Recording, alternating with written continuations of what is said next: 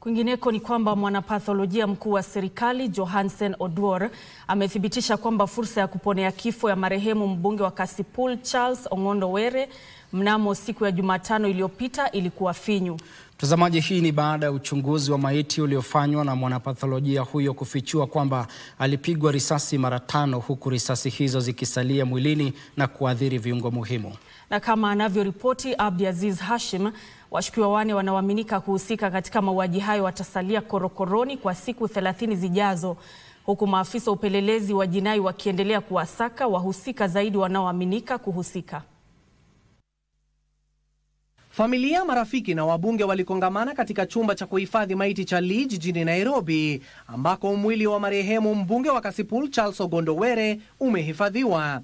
Kufuatia uchunguzi wa maiti uliofanywa hivi leo, postmortem process of the body of the late Mheshimiwa Charles Were, mwanapatholojia mkuu wa serikali Johansen Oduor alithibitisha kwamba marehemu alipigwa risasi 5 wakati aliposhambuliwa.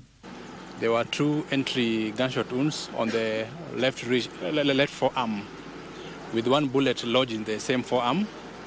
1 exited. There was also 2 entry bullet wounds on the left side of the chest, with an exit on the right side, but 1 lodged in the spine. Then there was a bullet track on the back, with the entry on the left side of the upper back.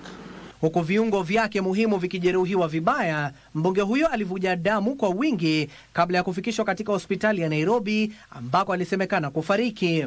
The bullet had lodged on the left side of the upper back, which we took the samples for analysis, ballistics.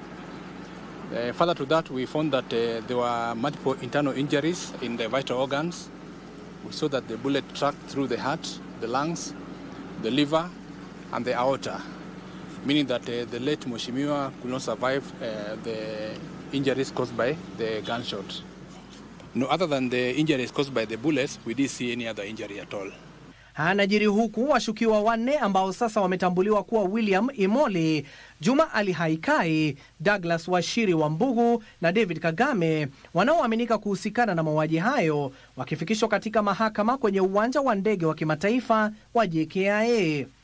Wachunguzi wa mauaji hayo wamebaini kwamba mbunge huyo aliondoka kutoka majengo ya bunge dakika chache kabla ya saa 1 jioni. Alikuwa akifuatwa na gari jingine na pikipiki kabla ya kupigwa risasi kwenye mzunguko wa chumba cha kuhifadhi maiti cha City.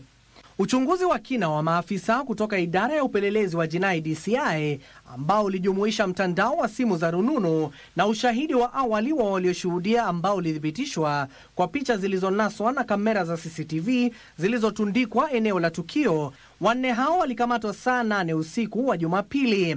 Washukiwa 3 walikamatwa eneo la Kasarani na mmoja wao katika mtaa wa Pangani. Miongoni mwa washukiwa hao ni afisa mmoja wa polisi ambaye angali kutambuliwa na huduma ya kitaifa ya polisi. Wakati wa kukamatwa kwao, wachunguzi hao walipata risasi 9, mikebe 8 ya vitoza machozi visivyo na vibali na dola zaidi ya 4,000 za Marekani. Magari mawili pia yalipatikana wakati wa kukamatwa kwao na yatachunguzwa zaidi, ikiwa ni pamoja na uchunguzi wa msimbojeni.